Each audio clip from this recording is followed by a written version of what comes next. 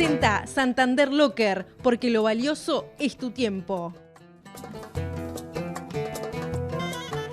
Como les anunciábamos, estamos con el economista Carlos Díaz, docente e investigador de la Universidad Católica.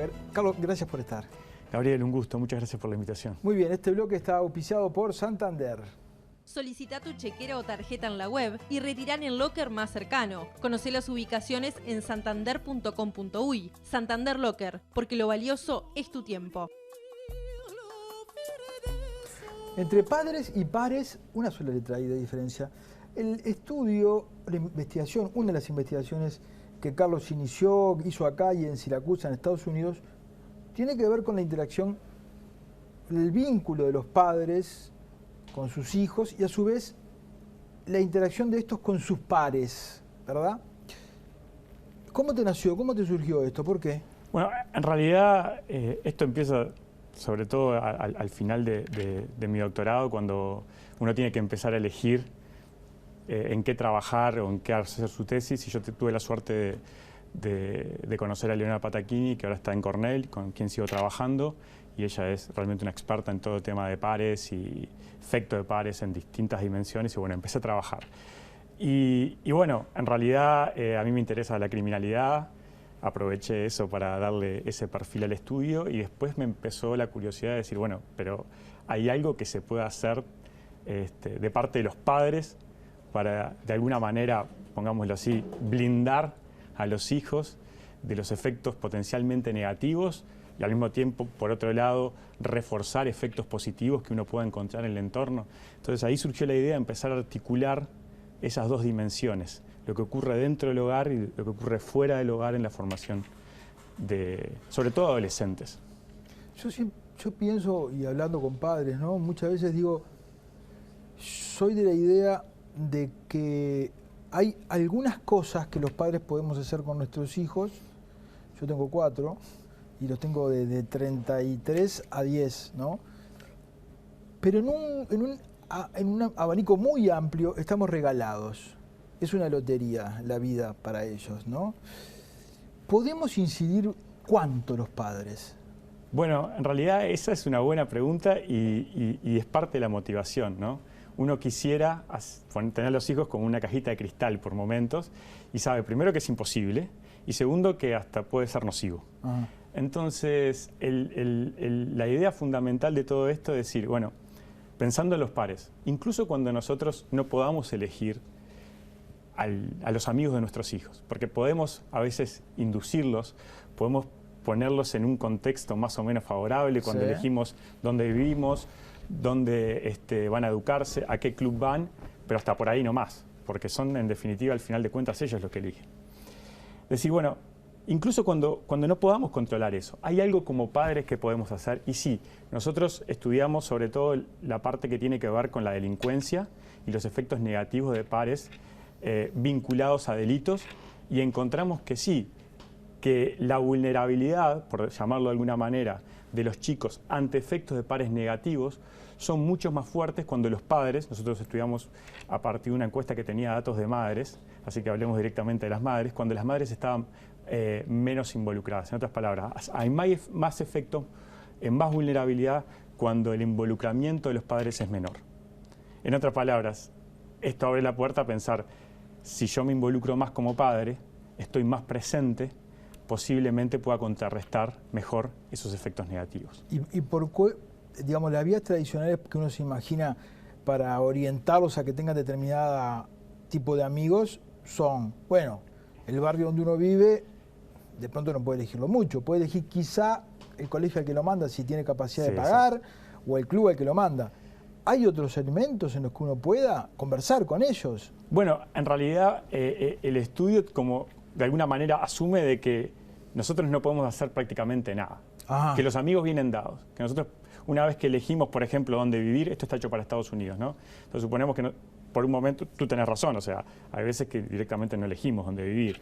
Pero supongamos por un momento que elegimos dónde vivir, elegimos dónde mandar a los hijos a estudiar, etcétera, etcétera, ya después deciden ellos.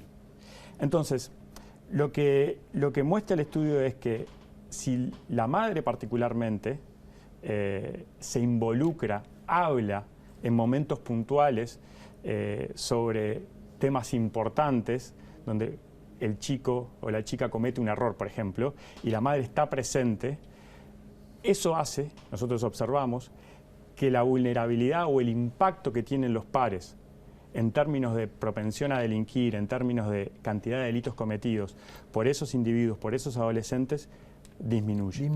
Y una cosa que es importante, porque en realidad siempre está la distinción entre cantidad y calidad del vínculo. Hoy por hoy vivimos en un tiempo donde básicamente los padres estamos corriendo, ¿no? O sea, no es que tenemos tanto tiempo como quisiéramos para dedicarnos a los chicos. Nosotros encontramos que en realidad, incluso cuando los padres no tengan cantidad de tiempo suficiente, entre comillas, para dedicar a sus hijos o como que ellos quisieran, si están en esos momentos clave, si están hablando con ellos cuando hay, repito, un error o un problema relevante donde el chico potencialmente haya cometido un error y están para guiarlos, entonces eso parecería funcionar. Pero vayamos antes, Sí. antes de que se meta la pata, ¿no? A ver, sí. Sabemos cómo son los adolescentes, que llevan la contra. Sí. ¿Puede ser también contraproducente que la madre lo oriente a que sea amigo de fulano y él por resistencia va para otro lado? Bueno, ese es un muy buen punto. Nosotros cuando mostramos los resultados, los mostramos en promedio, ¿no? Claro, para los chicos claro. o para el chico representativo. Claro. Obviamente que los papás conocen a los chicos y pueden haber situaciones extremas o situaciones, lo que tú decís tiene mucho sentido. Nosotros, al menos en lo que observamos y para este tipo de vínculo, parecería que no es lo que dominante al menos, pero sí tiene sentido. Y también lo ato con lo anterior, o sea, decirle al chico no te juntes con fulano, con mengano, capaz que termina siendo contraproducente. Ahora bien, después que comete el error, ir con él, explicarle o visualizar otros errores y aprovechar los pares para decirle, mira, si haces esto, tus consecuencias, capaz que inmediatas, bueno, las ves, pero son importantes y sobre todo a largo plazo puede ponerte en problemas. Yo creo que eso o parecería funcionar. Ahora, los padres, ¿la tenemos tan clara acerca de cuáles son los amigos mejores para nuestros hijos? Ese es otro buen punto. Nosotros hicimos un trabajo con Elena Patacchini y con Marco Battaglini, también dos profesores de Cornell, que lo que hacía era, o lo que hace es evaluar una teoría que tiene que ver con el rol de los pares en nuestra capacidad de autorregularnos.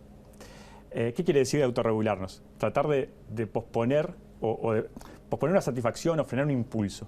Esto tiene mucha relevancia, tiene relevancia en general, pero particularmente en situaciones de adicción, ¿no? Pensemos, por ejemplo, en los grupos de autoayuda, donde los pares tienen un rol muy importante para las personas que quieren, por ejemplo, dejar de tomar alcohol o dejar de fumar. Entonces, la teoría, este modelo teórico, lo que propone es lo siguiente, es que los pares son relevantes para generar habilidades, pero no todos los pares tienen el mismo impacto. Y esto lo ato con tu pregunta de que a veces los padres, estamos como tentados a elegir o a querer elegir o pretender que nuestros hijos siempre estén con los mejores. Nosotros encontramos que cuando hay mucha diferencia entre los pares y el individuo, el adolescente, la capacidad que tiene el individuo, el adolescente, de aprender de ellos, o del entorno, es muy limitada. A ver, repetime eso. Sí, exacto, porque si hay mucha diferencia, esto es muy sencillo. Si yo quiero aprender de alguien que no enfrenta los mismos problemas que enfrento yo, porque le va súper bien en lo que está haciendo, lo que hace él es muy poco informativo para mí. Entonces, la similitud puede ser algo bueno, donde yo vea cómo resuelve los problemas que mi compañero, mi amigo resuelve problemas, y para mí eso es informativo, porque yo más o menos enfrento los mismos problemas y más o menos tengo las mismas herramientas. Ahora, si mi referencia, entre comillas, es alguien que no tiene los problemas que tengo yo y que, como hablan los jóvenes, ya que estamos hablando, resuelven todo de taco, ¿cuánto puedo aprender? Si pones al peor de la clase, por vamos a ser, Sí. con el mejor, que es un capo y un genio y lo sabe todo de memoria, lo abruma al otro, lo quiere tratar de enseñar y capaz sí lo termina abrumando, capaz. Yo estoy haciendo una cosa burda. Perfecto. En realidad, lo que nosotros encontramos es particularmente con autorregulación y no pretende ser lo definitivo. Capaz que hay un efecto positivo de ese chico súper bueno. No, está bien, está bien. Pero lo que advierte el resultado es que no es tan obvio todo y lo que tú decís es relevante. Y tiene otro punto importante, que es la frustración.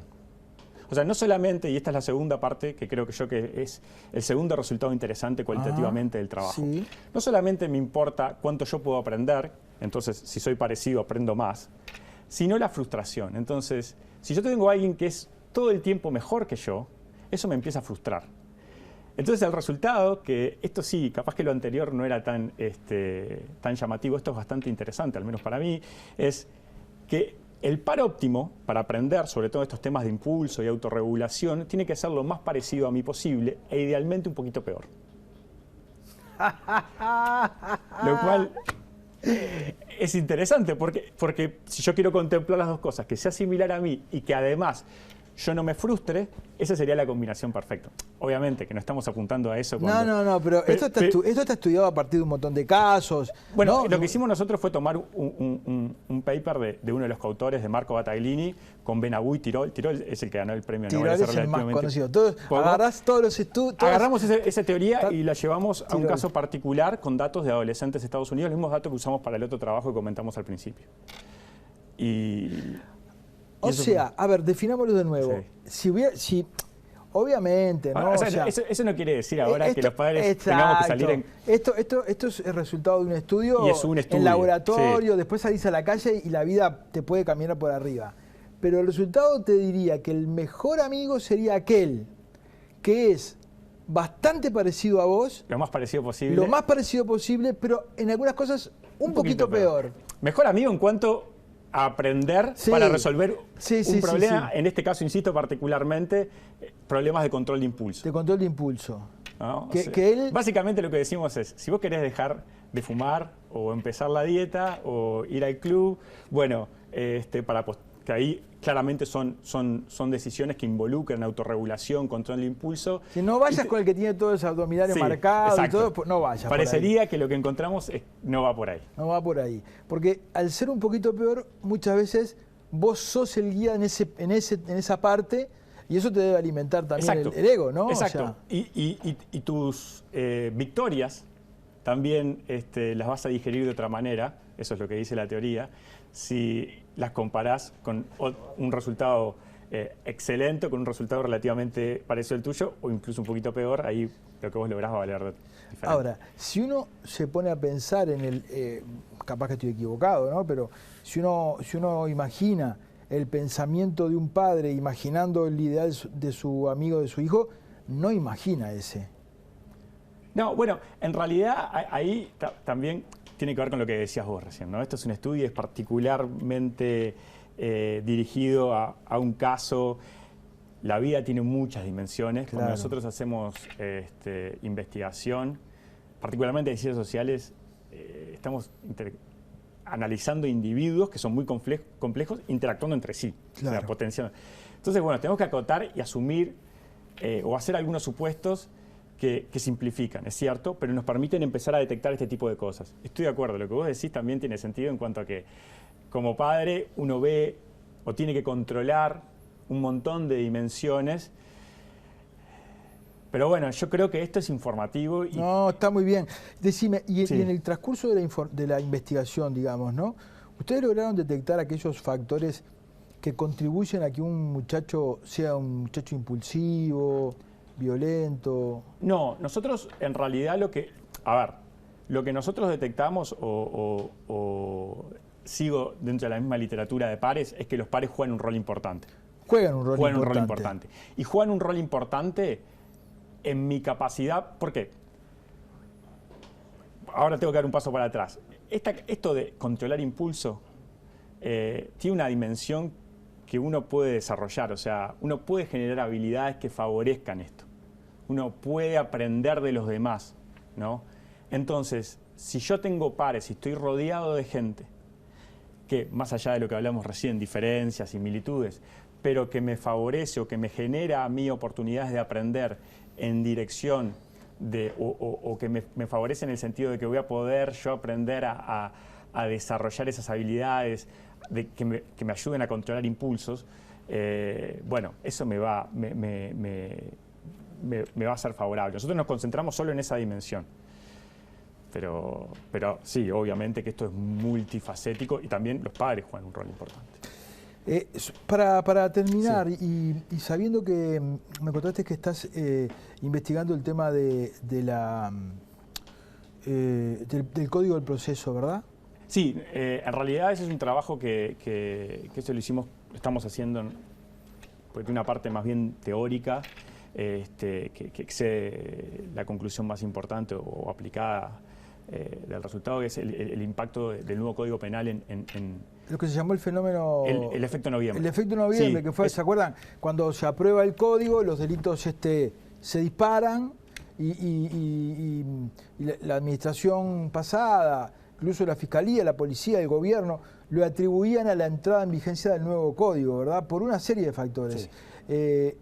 ¿Existe el efecto noviembre? Bueno, ¿Es real? nosotros encontramos... ¿Es real como La efecto? respuesta es para lo que hicimos nosotros, para el estudio que hicimos, es un sí y un no. Ajá. Nosotros encontramos que efectivamente, para el total de las denuncias, nosotros no observamos los delitos, observamos las denuncias. Está claro. Tenemos que tener cuidado. Sí. Siempre hablamos de denuncias. Exacto. Que esto lo hicimos con Rociotti Tunic de Princeton, lo estamos trabajando.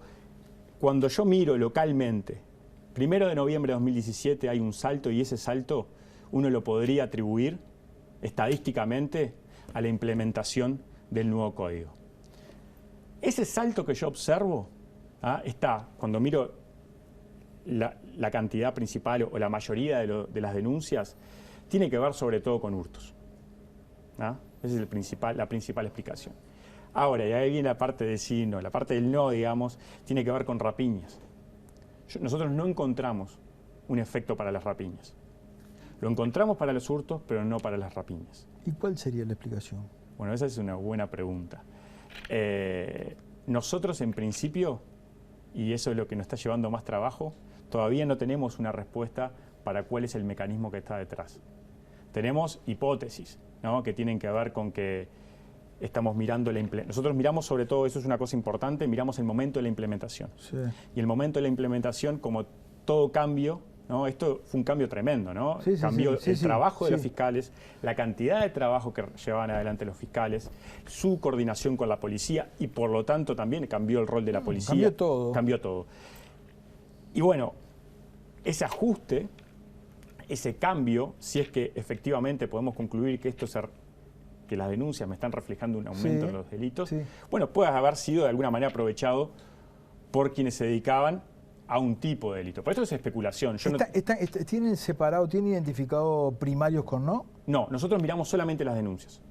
Esa es parte de descubrir... Porque uno pudiera pensar, hacia grosso modo, que el hurto es un delito más de primario, quizá, ¿no? Y la policía en algún momento estuvo preocupada por el crecimiento del delito de los primarios, ¿no?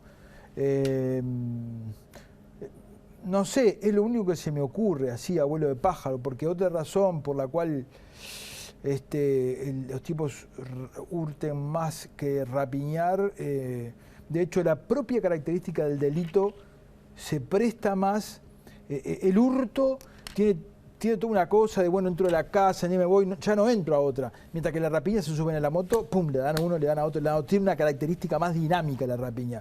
Por eso es un poco raro eso, ¿no? A ver, lo que nosotros decimos es, estadísticamente, cuando se implementa el nuevo Código Penal, hay un salto en las denuncias.